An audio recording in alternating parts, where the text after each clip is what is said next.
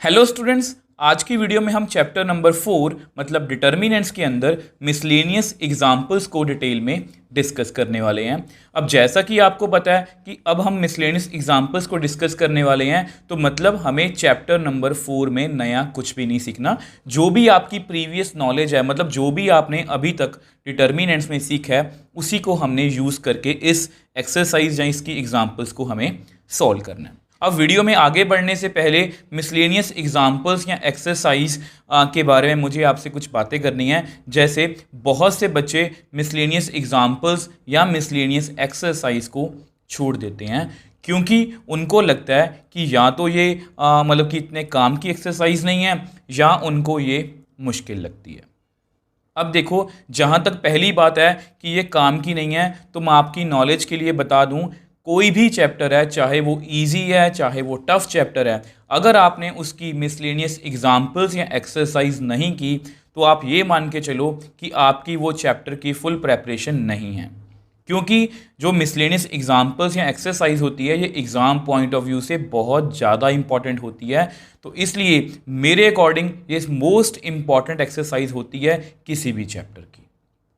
अब दूसरी बात कि कुछ बच्चों को ये मुश्किल लग सकती है। अब ये मुश्किल सिर्फ लग सकती है, एक्चुअल में ये मुश्किल नहीं होती अगर आपने जो मतलब कि इसकी जो पहली एक्सरसाइजेज होती हैं उनको अच्छे से किया।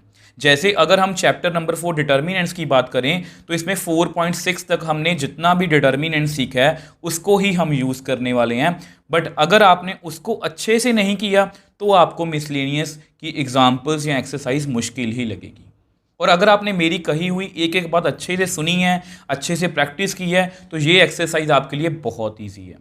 अब इसमें डिफ़िकल्ट, ये देखो बच्चों को डिफ़िकल्ट क्यों लगती है, क्योंकि मोस्टली क्या होता है कि जैसे डिटर्मिनेंट्स की बात करें, फर्स्ट एक्सरसाइज में हमें डिटर्मिनेंट के बारे में बताया गया, सेकंड प्रॉपर्टीज़ वाली थी, थर्ड एरिया ऑफ ट्रायंगल वाली थी। तो हमें एक्सरसाइज वाइज क्वेश्चन करने की आदत होती है, हम वैसे यूज टू हो जाते हैं कि हाँ, हमारा जो माइंड सेटअप वैसा ही बन जाता है कि हाँ, इसको एरिया ऑफ ट्रायंगल से करना है तो वैसे ही करेंगे, हाँ इसको हमें प्रॉपर्टी से करना है वैसे ही करेंगे।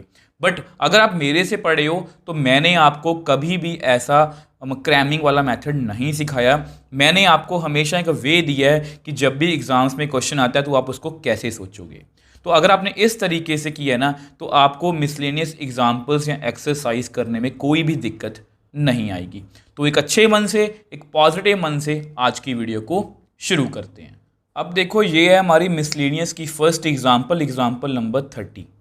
If a b c are positive and unequal show that value of determinant a b c b c a c a b is negative. अब देखो, यहाँ पर वही डिटर्मिनेंट की हमें वैल्यू को कैलकुलेट करना है। एक्चुअली कैलकुलेट नहीं करना, जस्ट हमें ये देखना है कि वो नेगेटिव आनी चाहिए। और यहाँ पर कुछ हमें इन्फो दी गई है ए बी सी के बारे में, क्योंकि हमें ए बी सी के बारे में कुछ भी नहीं पता।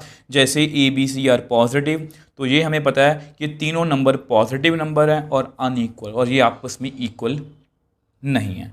ठीक है, अब देखो फिर से, ये डिटर्मिनेंट का क्वेश्चन है, डिटर्मिनेंट को सॉल्व करना हमें आता है, बस वही है कि पूछने का जो ढंग है वो बदल गया। और मैंने आपको लास्ट वीडियो में भी बताया था कि जो क्वेश्चन जिनका जो पूछने का ढंग वो बदल जाता है वो एग्ज़ाम पॉइंट ऑफ व्यू से ज़्यादा इंपॉर्टेंट होते हैं। ठीक है, एक्चुअल में वो एग्जामिनर आपको क्वेश्चन को पूछने के ढंग को बदल के आपको कंफ्यूज करना चाहता है। बट अगर आपके बेसिक्स अच्छे से क्लियर हैं तो आपको कंफ्यूजन जो है वो नहीं होगी। अब इस क्वेश्चन को ना मैं आपको 2 डिफरेंट मेथड से करवा सकता हूँ। ठीक है, मैं ऐसा नहीं बोल रहा कि फर्स्ट मेथड इजी है, सेकंड इजी है। जस्ट मेरे अकॉर्डिंग 2 मेथड थे, मैं आपको दोनों ही बता रहा हूँ। एक्चुअली 2 मेथड में डिफरेंस क्या है कि आप इसको सीधा भी एक्सपैंड कर सकते हो और इस पर आप प्रॉपर्टीज़ भी लगा सकते हो। तो मैं दोनों वे से आपको करवाऊंगा। तो सबसे पहले फर्स्ट मेथड की बात कर लेते हैं। अब देखो, ये आपका फर्स्ट मेथड और ये मैंने डिटर्मिनेंट लिख लिया। अब देखो, ये जो क्वेश्चन है इसमें सबसे इंपॉर्टेंट लाइन ये है, a b c are positive and unequal. अगर ये लाइन ना लिखी हो तो हम इसकी वैल्यू कभी भी नहीं निकाल सकते, क्योंकि अल्टीमेटली इसको सॉल्व करके हमारे पास जो आंसर आएगा वो ए बी सी में ही आएगा।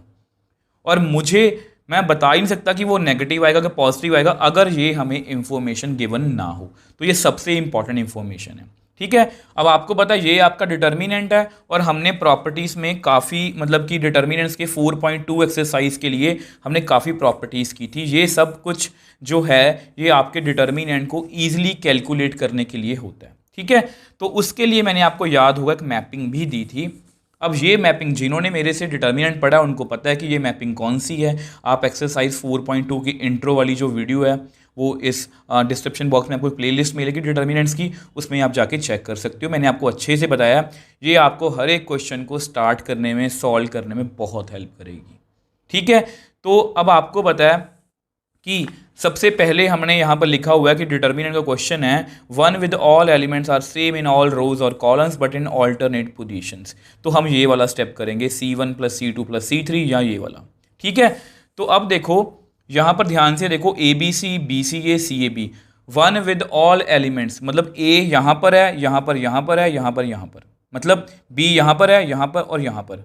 तो ये फर्स्ट कैटेगरी में फॉल कर रहा है। तो हमें हमारी मैपिंग ने बताया कि इस पर हम ये वाला स्टेप लगाएंगे। उसके बाद भी लिखा हुआ then we take out common factor from row और कॉलम। तो सब कुछ पहले से ही मैपिंग में लिखा हुआ है, इसलिए बोलता हूँ कि बेसिक्स वाली वीडियो मिस मत किया करो। तो सबसे पहले क्या करेंगे, अप्लाई कॉलम 1 पर मुझे ऑपरेट करना है C1 + C2 + C3। मैं कॉलम 1 में सभी कॉलम्स को ऐड कर रहा हूँ, आप रो वाइज भी कर सकते हो। तो देखो कितना आएगा हमारे पास आंसर, मैं आपको रफ में करके दिखा देता हूँ। जैसे देखो कॉलम 1 + कॉलम 2 + कॉलम 3, कॉलम 1 में A है, कॉलम 2 में B, यहाँ पर C, यहाँ पर B है, फिर C है, फिर A, C है, फिर A है, फिर B। ठीक है, तो हमारे पास कितना आएगा डिटर्मिनेंट का आंसर A + B + C। यहाँ पर कितना आएगा B + C + A, C + A + B। Column 2 को वैसे ही लिख दो क्योंकि कॉलम 1 में मैंने चेंज किया है, कॉलम 3 को भी वैसे ही लिख दो क्योंकि मैंने बेसिकली कॉलम 1 में ही चेंज किया। अब आपको पता है कि ये ABC A + B + C A + B + C बिल्कुल सेम है और यहाँ पर मैंने पहले से लिख रखा है take out common factor from row और कॉलम। तो अब मैं क्या करूँगा, taking out common factor A + B + C from column 1 we get. तो अगर मैं इनमें से A + B + C कॉमन ले लूँगा तो मेरे पास कितना बचेगा, A + B + C। ठीक है, अब यहाँ पर भी आपकी प्रॉपर्टी काम आएगी। आपको पता है कि मैं किसी भी रो या किसी भी कॉलम में से कॉमन निकाल सकता हूँ एक में से। ठीक है, एक में से निकाला तो K, अगर सेकंड में से निकालूंगा तो K² जो भी कॉमन आएगा। ठीक है, यहाँ पर आएगा 1 1 1 B C A C A B। ठीक है, तो इस तरह से मैं किसी भी रो या किसी भी कॉलम में से कॉमन जो है वो निकाल सकता हूँ। अब इसके बाद भी हमारे जो स्टेप्स हैं वो पहले ही लिखे हुए हैं। इफ़ एनी रो और column have all the elements are same then row 2 - row 1 row 3 - row 1, column पे भी लगा सकते हो एंड एक्सपेंड। ठीक है, तो सभी स्टेप्स जो हैं वो मैंने पहले से लिख रखे हैं, तो यहाँ पर मैं लगा देता हूँ। मैं रो वाइज कंफर्टेबल होते ज़्यादा बच्चे, तो रो 2 पर रो 2 - रो 1 एंड रो 3 पर रो 3 - रो 1, ये दोनों ऑपरेशन लगाने लगा हूँ। तो यहाँ पर आपने एक बात का ध्यान रखना है, मैंने आपको 4.2 में बताया था कि आप रो 2 में से रो 1 को मैंने सब्ट्रैक्ट किया, रो 3 में से मैंने रो 1 को सब्ट्रैक्ट किया है। आप हमेशा ऐसा ही करोगे, आप ऐसा नहीं कर सकते कि इसमें से 1 को माइनस कर दिया, इसमें से 2 को, क्योंकि तब तक 2 हमारी जो है वो चेंज हो चुकी होगी यहाँ पर। तो इसलिए सेम रो को ही आप माइनस करोगे। तो करते हैं, तो determinant is equal to A + B + C। ठीक है, अब रो 1 पे तो कोई ऑपरेशन नहीं है तो उसको वैसे ही लिख दो B C। तो रो 2 पर हमने ऑपरेशन लगाया है तो वो कर लेते हैं। तो देखो रो 2 - रो 1, रो 2 में 1 है, रो 1 में 1, तो यहाँ पर आएगा 0, यहाँ पर C, यहाँ पर B, तो C - B ईजी सब्ट्रैक्शन है। A में से C माइनस करेंगे तो A - C। सेम वैसे रो 3 में से 1 में से 1 गया 0, A में से B गया A - B, B में से C गया B - C। तो ये मैंने ऑपरेशन तो लगा दिया। अब इसके बाद आपको पता है हमें क्या करना है, 2 0 बन चुके हैं तो एक्सपैंड। अब उसको हम नेक्स्ट पेज पे सॉल्व कर लेते हैं। अब देखो हम यहाँ पर थे ना, तो 2 0 बन चुके हैं तो एक्सपैंडिंग थ्रू रो 1। आप वैसे कॉलम 1 से भी एक्सपैंड कर सकते हो, किसी भी कॉलम या किसी भी रो से एक्सपैंड कर सकते हो, बट हम हमेशा मोस्टली जो बच्चे हैं वो रो 1 से कंफर्टेबल होते हैं, तो मैं रो 1 से ही करवा रहा हूँ। तो करते हैं, तो इस a प्लस बी प्लस सी को तो आप बाहर लिख लो, ठीक है, यहाँ ब्रैकेट डाल लो। ये मैट्रिक्स की ब्रैकेट नहीं है, ये वैसी ब्रैकेट डाली है। सबसे पहले 1, तो 1 वाली रो और 1 वाली कॉलम को हम छोड़ेंगे तो हमारे पास कितना बचेगा, देखो c minus B, a minus C, a minus B, b minus C, ठीक है। अब नेक्स्ट यहाँ पर माइनस होता है, मैंने आपको हमेशा बताया कि a12 मतलब नेगेटिव पॉजिटिव नेगेटिव पॉजिटिव, यहाँ पर नेगेटिव का साइन आएगा b। तो अब हम क्या करेंगे, b वाली रो और b वाली कॉलम को हम छोड़ देंगे, तो हमारे पास कितना बचेगा, 0 0, a minus c, b minus c, next plus बस c है, तो c वाली रो और c वाली कॉलम को हम छोड़ देते हैं, तो हमारे पास बचा 0 0, c minus B, a minus b, bracket close, ठीक है। तो अब हम क्या करेंगे, आपको बताइए लेफ़्ट टॉप माइनस जो बाकी रह गया, हम हमेशा इसी तरह से करते हैं, ठीक है। तो यहाँ पर भी लेफ़्ट टॉप माइनस जो बाकी रह गया, तो करते हैं इसको सॉल्व। तो determinant is equal to a plus B plus c bracket 1। अब इसको मुझे सब वो करना है multiply, c minus B, b minus c minus a minus B, a minus c, bracket closed, minus b, 0 into something 0 minus 0 into something 0, ये 0 ही आएगा। यहाँ पर भी 0 into something 0 minus 0 into something 0 बनाने का यही फ़ायदा है। तो हमारी जो कैलकुलेशन है वो थोड़ी सी कम हो जाती है। तो इसको मल्टीप्लाई कर लो, c को b से किया बी सी, सी को माइनस सी से किया माइनस सी square, minus B square, minus B को माइनस सी से किया प्लस बी सी, ठीक है। इसको एक ब्रैकेट में लिख लो, माइनस इसको भी सॉल्व करो, यहाँ ब्रैकेट डालना मत भूलना, नहीं तो माइनस की गड़बड़ हो जाएगी।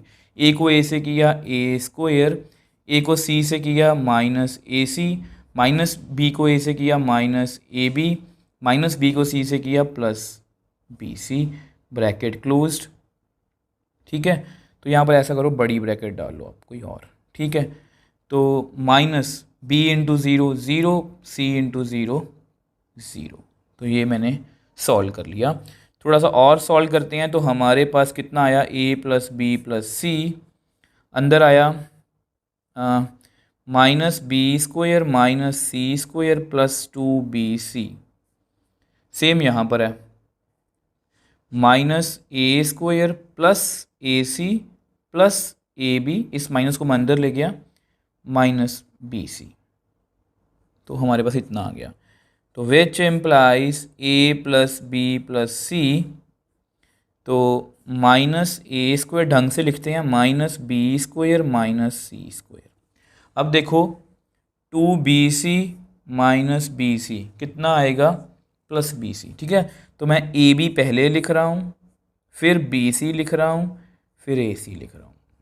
तो ये अल्टीमेटली हमारे पास इसको सॉल्व करके आंसर आ गया। और जैसा कि मैंने आपको बताया था कि हमारा आंसर ए बी सी में ही आएगा, बट इसको मैं देख के ये नहीं बता सकता कि ये श्योरली पॉजिटिव आएगा, नेगेटिव आएगा या ज़ीरो आएगा। तो यहाँ पर हमारी जो इंफॉर्मेशन थी ए बी सी के बारे में वो हमारी काम आएगी। तो अब मैं क्या बनाने की कोशिश करूँगा, आपको बताने की कोशिश करता हूँ। अब देखो आपको पता है since a b c are positive, therefore a plus B plus c is always positive.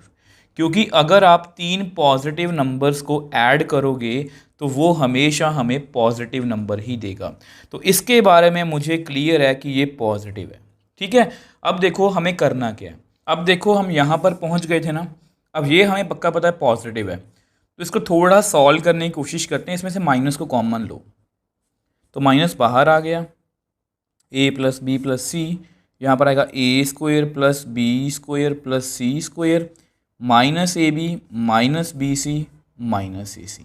ठीक है, अभी भी हमें क्लियर नहीं हो रहा कि इसका आंसर जो है वो कितना आएगा। अब देखो मैं आपको समझाने की कोशिश करता हूँ। बाहर मैंने माइनस लिख लिया, यहाँ पर दो स्टेटमेंट्स हैं हमारे पास और ये पक्का पॉजिटिव है, ये पक्का पॉजिटिव है। अब ये जो स्टेटमेंट है, अगर इसका आंसर ध्यान से देखो, अगर इसका आंसर भी पॉजिटिव आ जाए, positive positive positive into negative कितना आएगा, नेगेटिव, और मुझे यही चाहिए। मतलब अगर इसका आंसर पॉजिटिव बन जाए तो मेरा जो काम है वो बन सकता है। अगर इसका आंसर नेगेटिव होगा, negative negative positive into positive positive answer आएगा। तो मतलब ये जो मतलब कि स्टेटमेंट है, इसको मुझे पॉजिटिव प्रूव करवाना है। देखो बताने को तो मैं भी आपको बता सकता हूँ कि इसके बाद इसको 1/2 से मल्टीप्लाई और डिवाइड कर लो, फिर ऐसा कर लो, फिर ऐसा कर लो, जो आपकी एनसीईआरटी में लिखा गया है। बट मैं आपको हमेशा क्रैमिंग नहीं करवाना चाहता, मैं आपको हमेशा एक वे देना चाहता हूँ कि आप जो भी स्टेप कर रहे हो उसके जो अगला स्टेप है वो आपका क्या होना चाहिए और वो क्यों होना चाहिए, मैं आपको वो बताने की कोशिश करता हूँ। तो यहाँ पर मैं आपको लिख के भी बता देता हूँ। अब देखो यहाँ पर मैंने आपको लिख के बता दिया कि now my target is to prove, ये जो स्टेटमेंट है इसको मुझे पॉजिटिव क्वांटिटी प्रूव करवाना है। अब क्यों करवाना है वो आपको बता चुका हूँ।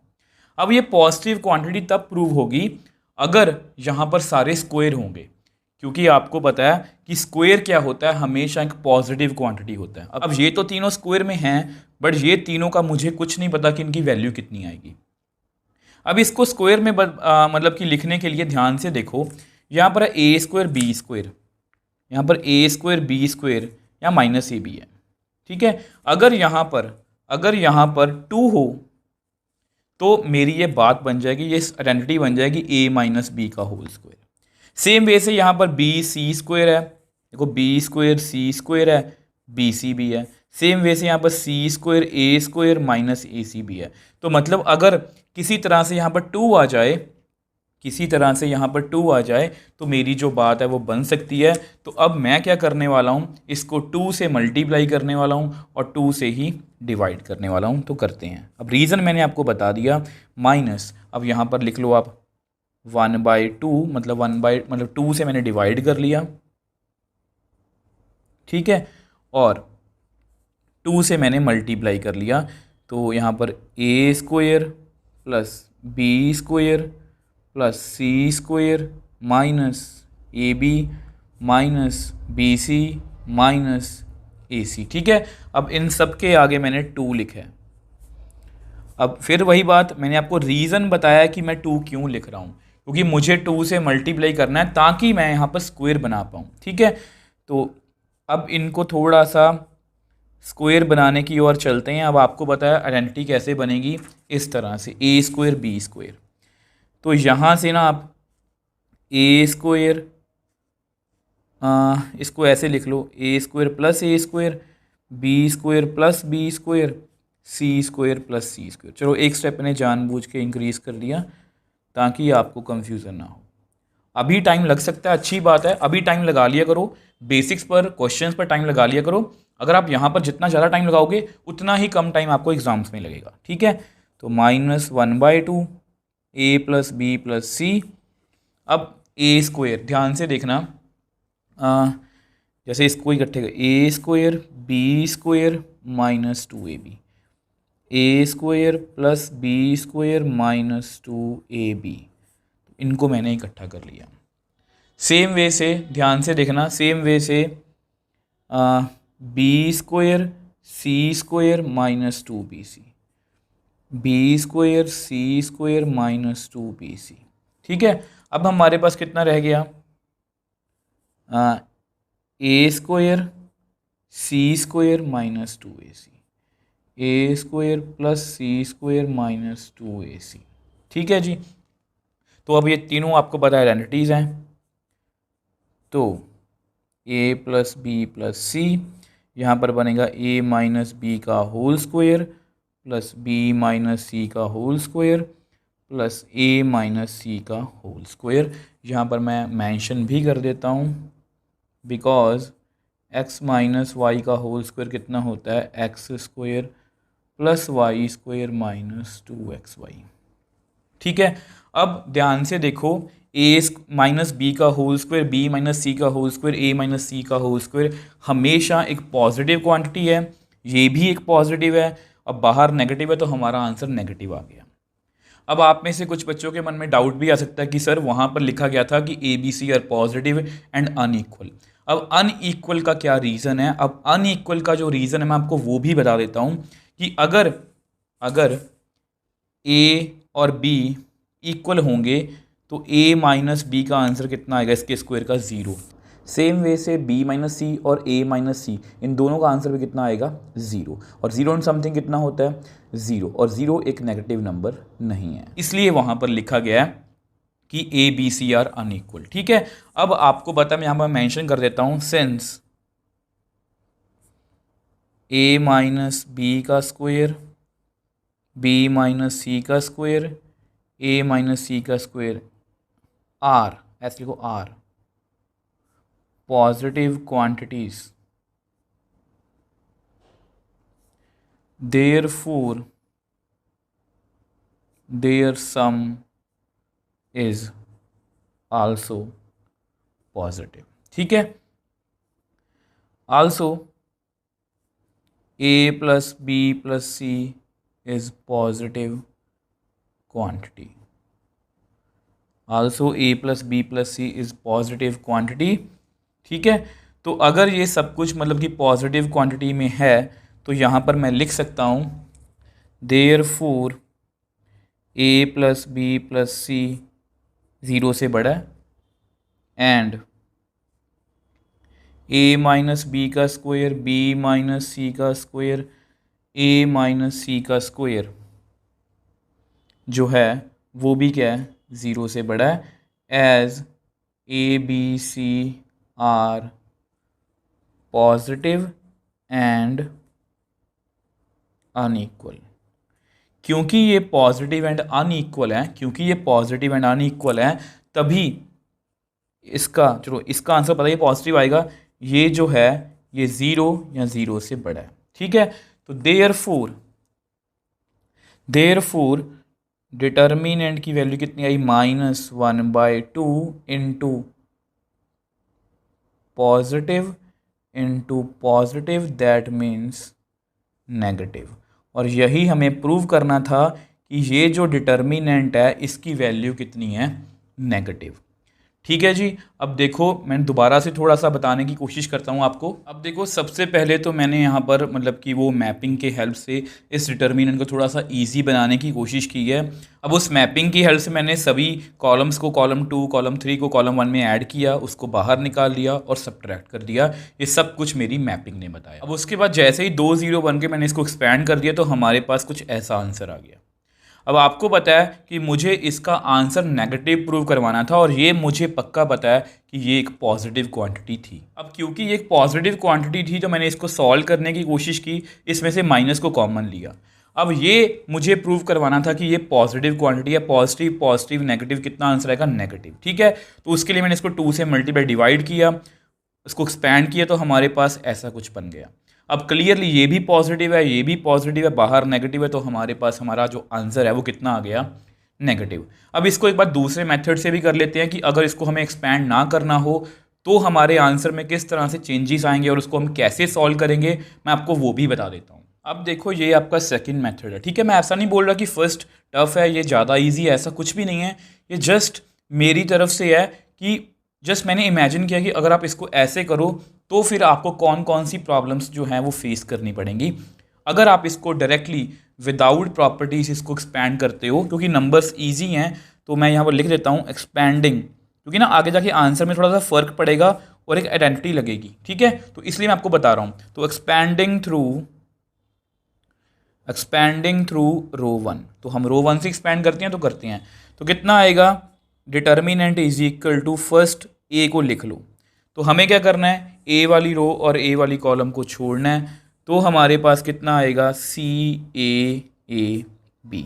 आगे चलते हैं, आगे माइनस होता है तो माइनस बी, तो बी वाली रो और बी वाली कॉलम को हम छोड़ देते हैं, तो BCAB।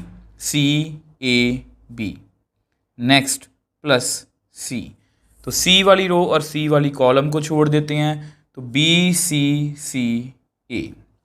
ठीक है, तो इसको एक्सपैंड करते हैं, कुछ ज़्यादा मुश्किल नहीं है, बट थोड़ा सा आगे जाके चेंज आएगा, इसलिए मैं आपको इस तरह से करवा रहा हूँ। ठीक है, नहीं तो मैं इसको छोड़ ही देता कि रहने देते हैं।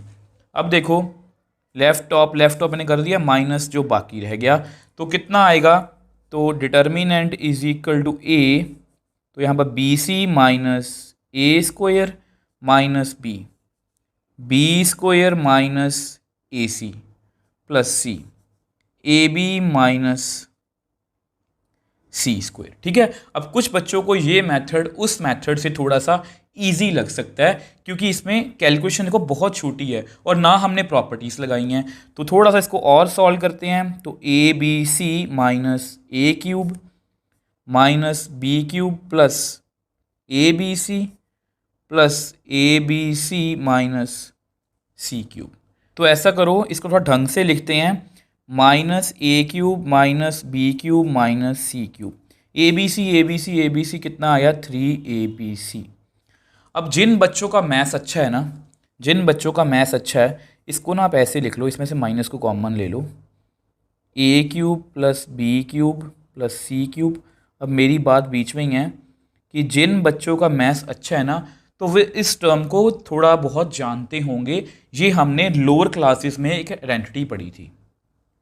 अब वो जो आइडेंटिटी है वो क्या है, मैं आपको लिख के बता देता हूँ। अब ये है वो आइडेंटिटी की A cube plus B cube plus C cube minus 3ABC की वैल्यू डायरेक्टली होती है A plus B plus C, A square plus B square plus C square minus AB minus BC minus AC। और इसके direct फॉर्मूले के questions होते हैं हमारे पास, शायद क्लास 10th में या क्लास 9th में, वो आप चेक कर लेना। और इस आइडेंटिटी को आप प्रूव भी कर सकते हो, मैं आपको करके दिखा देता हूँ। देखो, अगर इसको मल्टीप्लाई करोगे तो ए क्यूब, इसको ए को मल्टीप्लाई करो AB square plus AC square minus ए square B minus ABC minus ए स्क्वायर C। सेम वे से B को कर दो, BA square plus B cube plus BC square minus AB square minus B square C minus ABC। इसको भी कर दो C को, CA square CB square C cube minus ABC minus BC square minus AC square. अब clearly ध्यान से देखो, AB square minus AB square cancel out, AC square minus AC square minus A square B plus A square B minus A square C plus A square C, BC square minus BC square minus B square C plus B square C। तो हमारे पास कितना बच गया, A cube B cube C cube minus ABC minus ABC minus ABC minus 3ABC। तो ये जो हमारी आइडेंटिटी है ये हमने पढ़ी है। तो अगर तो आपको ये याद है बहुत अच्छी बात है, अदरवाइज आप इसको याद कर सकते हो। और इसका डायरेक्टली हमारे पास कितना आंसर आ गया, minus A plus B plus C, A square plus B square plus C square minus AB minus BC minus AC। अब इसके बाद आपको पता ही है, मैंने लास्ट फर्स्ट मेथड में भी एक्सप्लेन किया था, क्योंकि ये एक पॉजिटिव क्वांटिटी है, क्योंकि ABC पॉजिटिव है और इसको हमें क्या प्रूव करवाना है, पॉजिटिव नंबर, ताकि पॉजिटिव पॉजिटिव नेगेटिव कितना आंसर है, नेगेटिव। अब उसको मैं आपको नेक्स्ट पेज पे बता देता हूँ। अब देखो, आपको पता है मैंने आपको लास्ट फर्स्ट मेथड में बताया था कि इसको हमें 2 से मल्टीप्लाई करना पड़ेगा ताकि ये सारा कुछ स्क्वायर में आ सके। ठीक है, तो करते हैं, माइनस 1/2, ये सारा कुछ हमें वैसे ही रिपीट ही करना है। तो यहाँ पर कितना आएगा, A square plus A square plus B square plus B square plus C square plus C square minus 2AB minus 2BC minus 2AC। अब आपको पता है कि हमें ए स्क्वायर बी स्क्वायर और 2AB को इकट्ठा करना है। ठीक है, तो करते हैं, तो कितना आएगा, minus 1/2 A plus B plus C. Same वही सारे स्टेप्स हैं, इसको इकट्ठा करते हैं, A square plus B square minus 2AB। Same way से B square C square minus 2BC, B square C square minus 2BC। Same way से A square C square minus 2AC, A square plus C square minus 2AC। ठीक है, तो हमारे पास कितना answer आएगा, देखो -12 a + b + c, तो यहाँ पर आएगा a - b का स्क्वायर, b - c का स्क्वायर, a - c का स्क्वायर, क्योंकि यहाँ पर मैंने आइडेंटिटी लगाई है x - y का whole square is equal to x square plus y square -2xy। ठीक है, अब देखो, अब हम क्या करेंगे, अब मैं यहाँ पर लिख देता हूँ। तो अब देखो यहाँ मैंने लिख दिया कि a b c are positive आपको पता है और अनइक्वल, तो a + b + c तीनों पॉजिटिव नंबर का सम पॉजिटिव ही होगा, और ये स्क्वायर पॉजिटिव है, ये भी स्क्वायर पॉजिटिव है, ये भी स्क्वायर पॉजिटिव है, तो इनका सम भी क्या होगा, पॉजिटिव, और यहाँ पर माइनस है बीच में और ये अनइक्वल है, तो इसलिए ये 0 से हमेशा बड़े ही होंगे। ठीक है, तो देयरफॉर यहाँ पर कितना आएगा, -1/2, यहाँ पर आएगा पॉजिटिव, यहाँ पर आएगा पॉजिटिव, तो मेरे पास एक नेगेटिव आंसर आएगा। तो मुझे यही प्रूव करना था, तो मैंने प्रूव कर दिया। अब मैं आपको ये नहीं बोल रहा कि आपने फर्स्ट मेथड से ही करना है या आपने सेकंड मेथड से ही करना है। फर्स्ट मेथड में अच्छी बात ये है कि उसमें हमें कोई खास आइडेंटिटी यूज़ नहीं करनी है, हमें जस्ट इसी तरह से उसको सॉल्व करना है ताकि उसका आंसर नेगेटिव आए। उसमें ड्रॉबैक ये है कि थोड़ा सा लेंथी है। अब ये जो मेथड है ये थोड़ा शॉर्ट है, बट इसमें ड्रॉबैक ये है कि इसमें आपको ये वाली आइडेंटिटी पता होनी चाहिए कि इसका आंसर ये होता है, इसके बिना आप इसको प्रूव नहीं कर सकते। अब ये कंप्लीटली आपके ऊपर है कि आपको कौन सा मेथड अच्छा लगता है, आप उसी मेथड से इसको कर सकते हो। मेरा मोटिव था आपको बताना जो मेरी नॉलेज में था। आई होप आपको अच्छे से समझ भी आया होगा। सो नेक्स्ट एग्जांपल 31 की बात करते हैं। If a b c are in A P find the value of 2y + 4 5y + 7 8y + a 3y + 5 6y + 8 9y + b 4y + 6 7y + 9 10y + c। अब ये जो क्वेश्चन है ये भी बहुत डिफरेंट तरीके से हमें पूछा गया है। अब यहाँ पर जैसे लास्ट क्वेश्चन में हमारी जो एडिशनल इंफॉर्मेशन थी, या ये कह लो कि सबसे इंपॉर्टेंट बात थी, वो स्टार्टिंग में थी कि a b c are positive and unequal. अब यहाँ पर भी ये सब कुछ हमें बताएगा कि if a b c are in A P, और ये क्वेश्चन भी एग्जाम पॉइंट ऑफ व्यू से बहुत इंपॉर्टेंट है। तो जैसा कि मैंने आपको पहले बताया कि मिसलेनियस का कोई भी क्वेश्चन या कोई भी एग्जाम्पल छोड़ने लायक नहीं होती, उसको आपको बहुत अच्छे से प्रैक्टिस करना है। अब अगर मैं आपको एपी के बारे में बताऊं तो ये भी हमने क्लास 10th में पढ़ा था, अर्थमेटिक प्रोग्रेशन। आपको पता है कोई भी, जैसे मैं यहाँ पर लिखूँ 1 2 3, ये एक एपी है क्योंकि इनका जो कॉमन डिफरेंस है 2 - 1 3 - 2, ये क्या है, सेम। अगर कोई भी जो सीक्वेंस होती है उसका जो कॉमन डिफरेंस होता है अगर वो सेम हो रहता है तो उसको हम क्या बोलते हैं, वो क्या है, एपी में है। ठीक है, तो यहाँ पर मैं लिख देता हूँ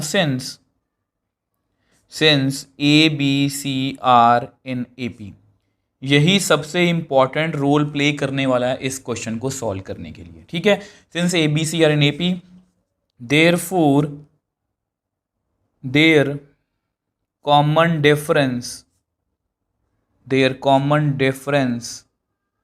मस्ट बी सेम। तो कॉमन डिफरेंस जो है वो सेम होना चाहिए, जैसे b - a is equal to c - b, t2 - t1 t3 - t2, इस तरह से हम बोलते थे। ठीक है, थोड़ा इसको सॉल्व करें। ऐसा करो, b को इकट्ठा कर लो, b + b is equal to a + c, तो which implies 2b is equal to a + c। अब इसको ना आप लिख के रख लो, ये हमारे पास एडिशनल इन्फॉर्मेशन और सबसे इंपॉर्टेंट इन्फॉर्मेशन है जो हमें क्वेश्चन को सॉल्व करने में काम आएगी।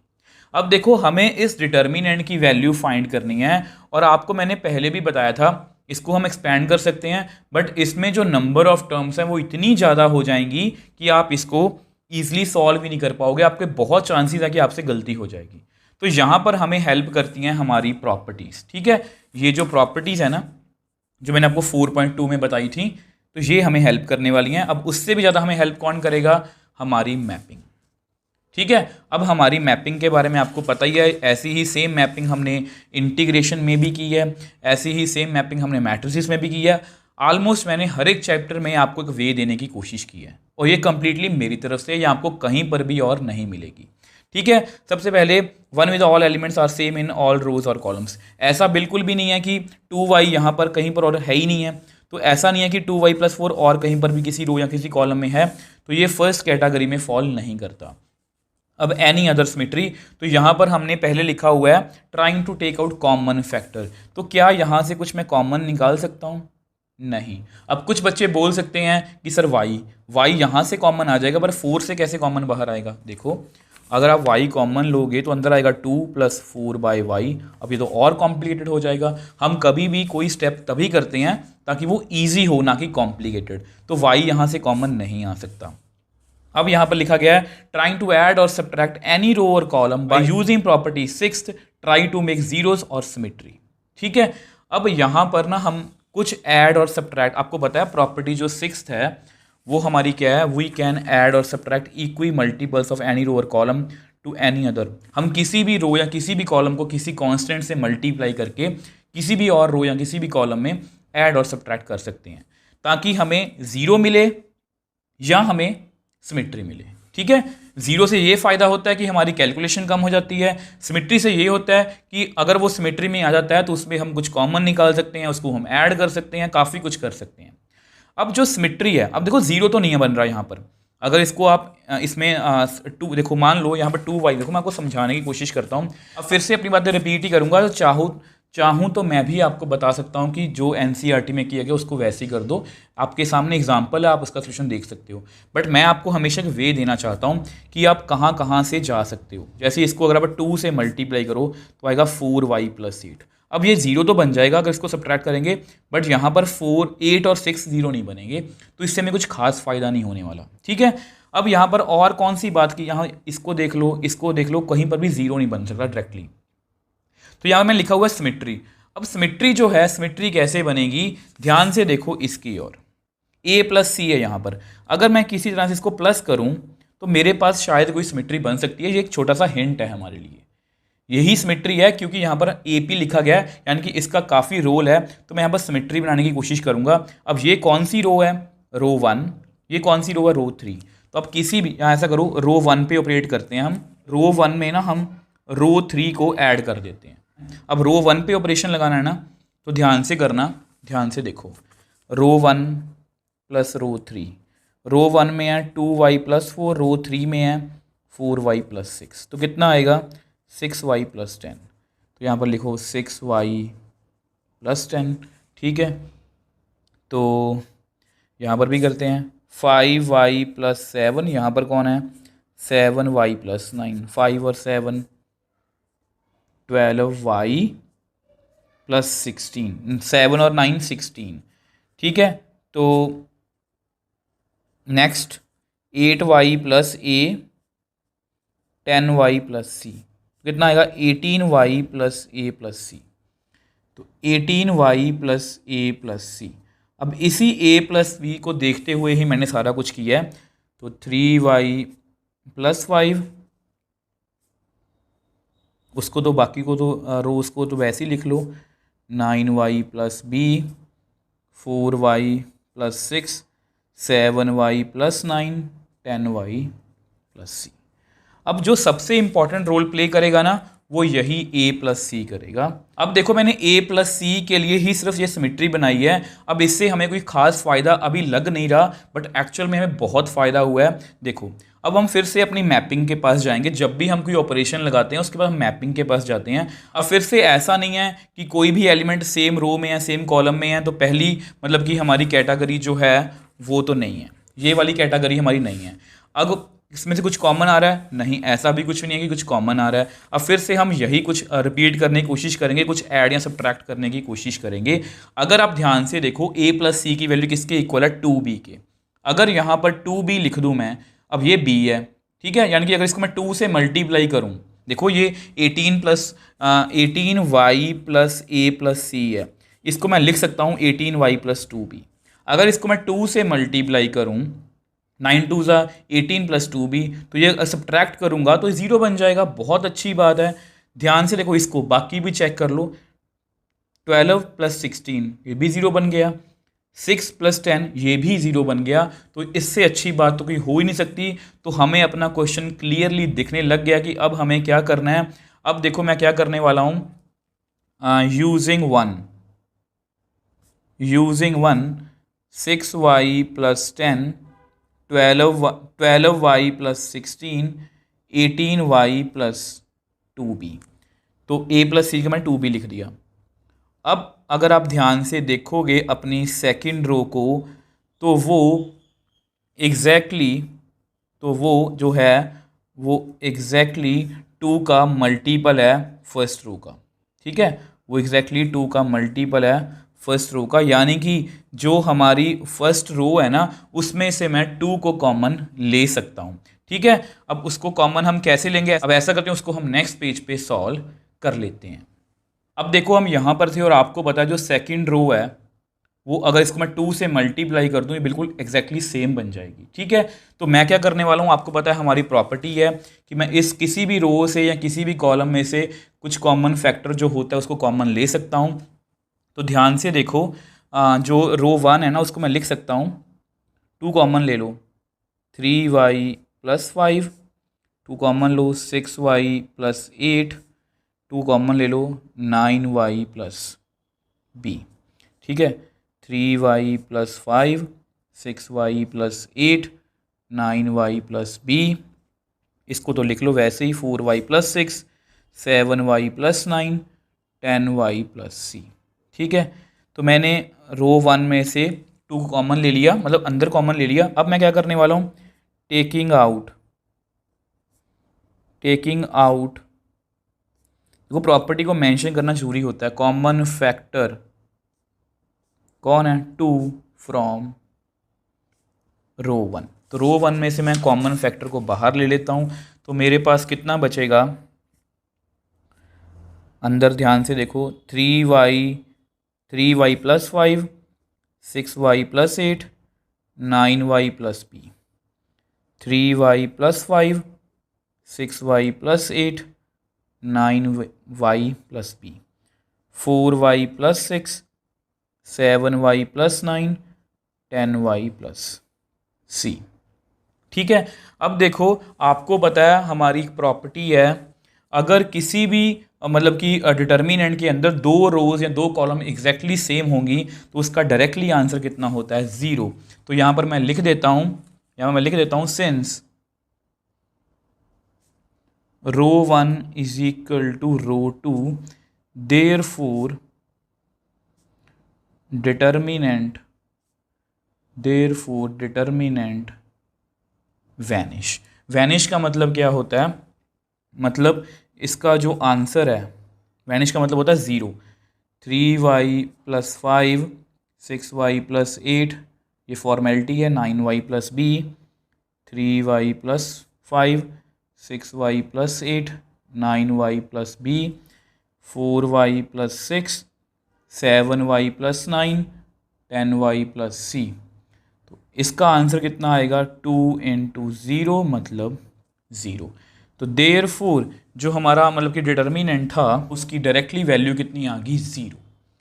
और ये बहुत इंपॉर्टेंट क्वेश्चन है। देखो एनसीईआरटी वालों ने क्या किया, उन्होंने इसको इसमें सब्ट्रैक्ट कर दिया, यहाँ पर 0 0 0 आ गया, और वो भी मैंने यहाँ पर लिखा हुआ है कि अगर कोई भी रो या कॉलम कंप्लीटली 0 होती है तो उसके डिटर्मिनेंट की डायरेक्टली वैल्यू कितनी होती है, 0। ठीक है, अब एक ही बात है, अगर इसको मैं सब्ट्रैक्ट करूँगा यहाँ पर 0 0 0 आएगा तो उसका आंसर कितना आएगा, 0 ही आएगा। ठीक है, आप चाहे जैसे मर्जी कर लो। यहाँ से मेरा क्वेश्चन स्टार्ट था, कुछ फर्स्ट कैटेगरी में ये नहीं आ रहा था, कुछ कॉमन नहीं आ रहा था, तो मैंने सिमेट्री बनाने की कोशिश की और सिमेट्री ने मुझे बताया कि यहाँ पर मैं a प्लस सी कर सकता हूँ, क्योंकि a b c क्या थे, AP में थे। अब a प्लस सी किया तो मुझे दिखा कि वहाँ पर 2 टाइम्स जो रो 1 है वो 2 टाइम्स है रो 2 का। अब वहाँ से मेरी बात बन गई, मैंने 2 कॉमन लिया, बाहर लिख लिया, since row 1 is equal to row 2 तो डिटर्मिनेंट वैनिश, तो हमारा जो आंसर है वो 0 आ गया। अब देखो स्टूडेंट्स, फिर से वही बात है, क्वेश्चन हमारा सिंपल था, वही सेम सब कुछ हमने प्रॉपर्टीज़ वाला सब कुछ किया है, बट पूछने का जो ढंग है वो बदल गया। और अगर आपको ये मैपिंग आती है ना जो मैंने आपको बताई है, तो आपको प्रॉपर्टीज़ वाले क्वेश्चन में कोई भी मतलब कि मार्क नहीं दे सकता, आपको कोई भी ये नहीं बोल सकता कि आप ये क्वेश्चन नहीं कर सकते। इस मैपिंग की हेल्प से आप किसी भी क्वेश्चन को बड़ी ही ईजिली सॉल्व कर पाओगे।